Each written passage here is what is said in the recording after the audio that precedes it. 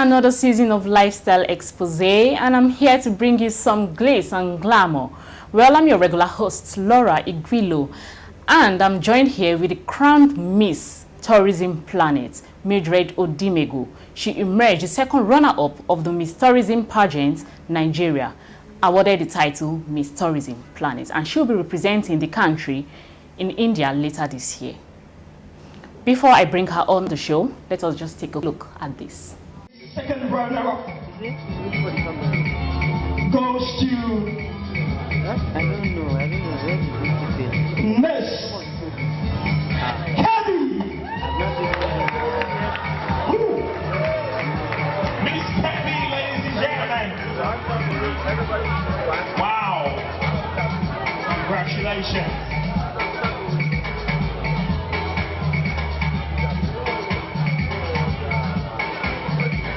Thank you, Santiago.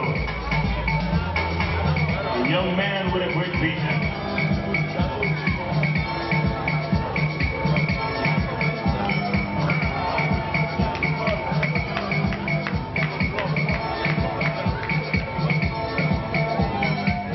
Okay, as you can see, Miss Tourism Planet, Mildred Odimegwu, you're welcome. Thank you. Congratulations. Thank you very much. So tell me, how did you feel when you heard your name called out as the Miss Tourism Planet? What was your reaction?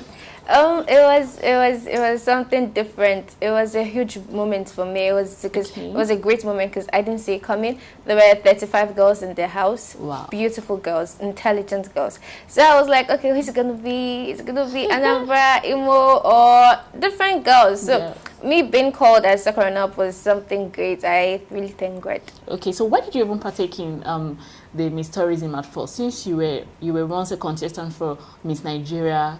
I would Miss say, Nigeria. yeah, I could for Miss Nigeria 2013. Okay. I would say it's my passion for doing what I love doing, Okay. which is modeling and being a beauty queen. Wow. Okay, can you brief us on your growing up and, of course, getting to the stage? Growing up for me was exciting. I grew up with 5 siblings, 3 boys, 3 girls. Ooh. So we had a very large family. Okay. And my parents have been very supportive. They've always been there for me from day one till where I am today. So did you, your modeling career, did you have the flair for it when you were growing up, or you just, maybe someone spoke to you about it? Maybe you have a nice shape, maybe I should just think of... My mom would always say outside, right from when I was a child, I've always loved modeling, fashion. I always do fashion parade for them in the house. I'll just call all of them together and they'll watch me work and I'll turn, smile, just do all of the things for them. So I've always had the flair for it. Okay. And I've always been seeing it on television, watching it, and I was like, one day I'm going to be like this person, one day I'm going to be like this. So I would say I've always had the flair right from time. Okay, before you participated in the Miss in the beauty pageant, have you ever done any job for companies in terms of modeling? Yeah, I've partaken in a few TVC. I've worked for MTN, their Fulani campaign, and I've also worked for Big Barrow, their 2014 campaign. It's a recent job I just did of recent, and I featured in Today's Run magazine, the editorial shoots, and OLX, and I've done runway jobs. So how do you combine that with your personal life? I mean, your education, going to school, modeling, because I tell you, it's a very demanding job, right? Very, very. So how do you cope? Very stressful. I would never say it's easy. It's not easy because you're being called for a job and then you have school, you have classes. Okay. But okay, I would just say it's been good because I don't even know how I've been coping with that. Honestly, I don't know. It just happened that probably when I have a job, I don't have anything to do in school. Okay. Yeah, so I've just managed to balance both of them. Yeah, okay, not lacking behind my educational, and I'm not lacking behind my modeling career. So how do you cope with criticism, being a model and of course being awarded this title? How do you handle criticism from people? Before I went into modeling, I've always known that I would definitely come across criticism from different people, no matter what I do. Okay. So I've always learned to handle that properly because I feel those people criticizing you, most of them are actually telling you the truth. Yeah. I learn from them because at the point my pictures are being put up, they're like, your makeup is too much, and I'm like, okay, my makeup is actually too much. Now tone down on that aspect. So I feel criticism, for you to move forward in life, people have to criticize you. What of negative criticism, like the one you know you're really innocent about, but people just tell you, oh? she's not that cute. Meanwhile, you know you. It hurts my feelings so much. I remember it's my picture being put up and felt like she's not fine. I'm like, are you serious? But I'm cute. I was like, am I not cute? I'm like, you're cute. But still, yes, that actually got me to where I am today, because if not for those criticism, I wouldn't be where I am today, trust me. Because right from when they put up our pictures on blogs and everything, people are talking, they're ugly, they're not fine, they're not intelligent, but we know what we are, we know what we have, we know that we are good. It's just people talking. So who inspired you? Did anybody ever believe in you, or did people really say, oh, Mildred will take this crown? Like, did you ever see people commenting on that? You know, my family. Okay. My family, I would say this anytime, any day, they are my #1 fan. Okay. And my #1 critic. Trust my family, they are always there to criticize me. If, well, okay, probably I'm going for an event and I have the wrong outfit, they will so criticize me there and then. Wow. And I will change. And my mom has always been there to support me. She is one woman I would always wish to have if I come to this world again. She was there for me from the day one till this very moment. She's still there for me. And my best friend, Sunday in Nigeria, he has always been there for me. I thank God for bringing me to him. Wow. And my sister, she's a stylist, Annette, she's always hooking me up with beautiful, wonderful outfits. And my friends, they've always been there to support me, to advise me, to always give me, like, okay, when I was contesting for Miss Tourism, it was during my exams, the camp and exams. Wow. So I was almost giving up. I was like, I can't go for it.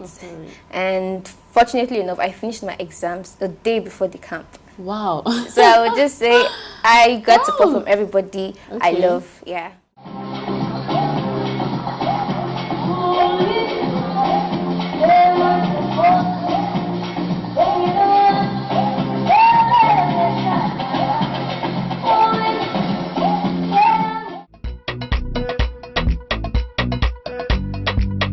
If I dance, she go dance.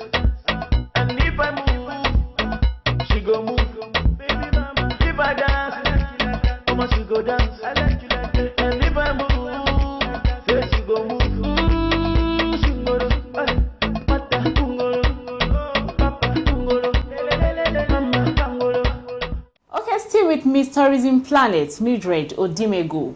Wow, look how sorry, she's so beautiful today, and Thank you. I'm so surprised. I'm sitting down with Miss Tourism Planet, and I wish to steal that crown from you. No, I won't let you. So did you intend partaking in any other beauty pageants apart from this? I would be representing Nigeria in India, in Miss Universe Princess, and afterwards, I would just say, you guys watch out for me. Wow. Yeah. I mean, do you intend in Nigeria now? Do you just intend going for the MBGN? Since that is like the highest in the Nigerian pageant. I wouldn't say no pageant is the highest. It's not a matter of the pageant you go for. It's how well you use what you have. Wow, okay. You could go for Envision and be the third runner-up and still be better than the winner in terms of how active you are in the country. So I would say I would just use what I have for now well, and let's just see where it goes. Okay, yeah, that will take me to my next question. Okay. I read in one of your interviews, and you said if you were given the opportunity to win the Miss Nigeria, you participated. Yes. Last year, you said you will fight domestic violence. So now you've been awarded some other title. Is that still in your budget? Of course, domestic violence has always been in my mind and always been in my mind. I'm still going to work on domestic violence. I mean, rape, we all know, is becoming rampant in our society, and it needs all this attention. I will definitely stick to domestic violence, but currently and presently, I'm working on women empowerment. Because I've seen the need for women to be informed, educated, and empowered in our society. So I'll still go back to domestic violence. Okay, so what particular change would you do in the country with your crown? What would you change if you were given an opportunity, or maybe if you have the winning Miss Tourism Planet has already given me the platform, which I've always wanted to have. And given this platform, I will use it to work on women empowerment.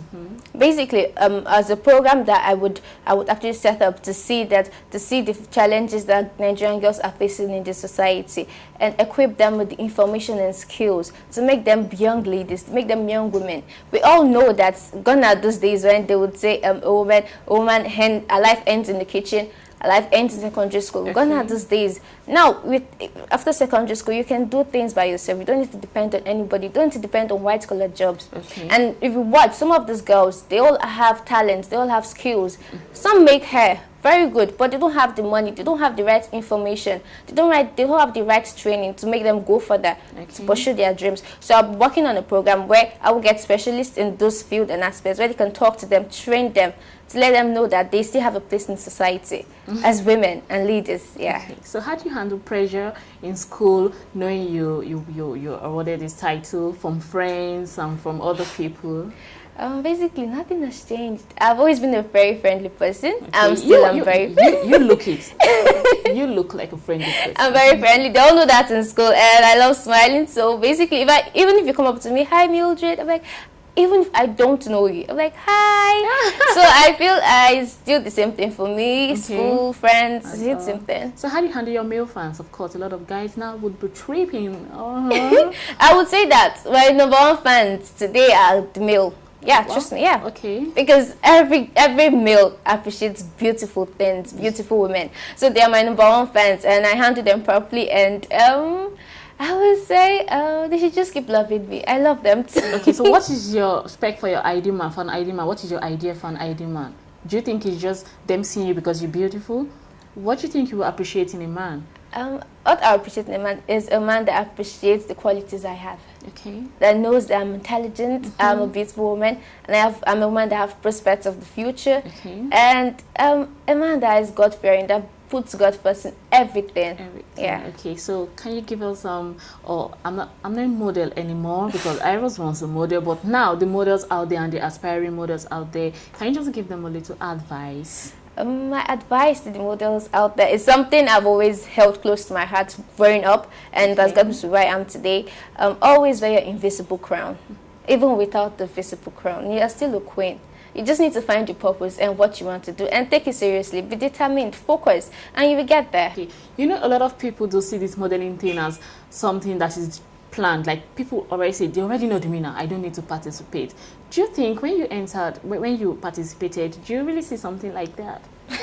Like, people were trust me, nobody knew who was going to win. Even on the grand finale, the day they called the queen, she was shocked. Like, I remember she was like, she didn't know she was the one. Wow. They called her Anambra, and she just kept staring, clapping for the other girl, thinking it was another girl. They're like, Anambra. She's like, oh my God. So it's not, you don't really know. You don't know who is going to win, because when you get to the camp, you might feel you're the prettiest, you're the most intelligent, you have everything it takes, and then you get to camp and you see girls, you see beautiful ladies with good brains that talk smartly. They are more beautiful. So I would just say, just you get into camp, doing your best, bringing your best at every opportunity, then you will definitely get to the top. When you got to the camp, did you feel depressed? Like, oh my God, I don't think I'm going to make it, like, even to the top 20. Let me see. At some point, because 35 girls. Wow. I mean, 35, not 10, 35. So, and from different states. So, okay. I mean, they were beautiful. They had everything. Every girl had everything it takes to be a queen. So I would just say, I just felt, at the point I was depressed, yeah? Because I was like, am I going to win? Am I going to get there? I'm like, okay, whatever happens, happens. I've tried. Me making it to the camp alone is a good thing. So I was, at the point I was really depressed.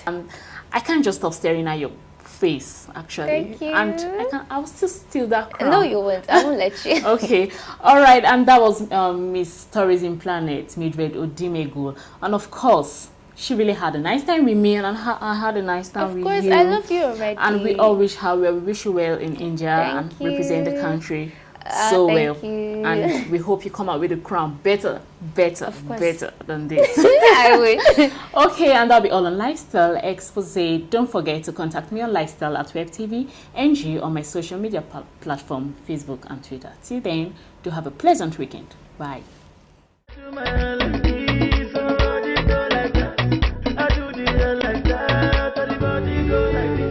What is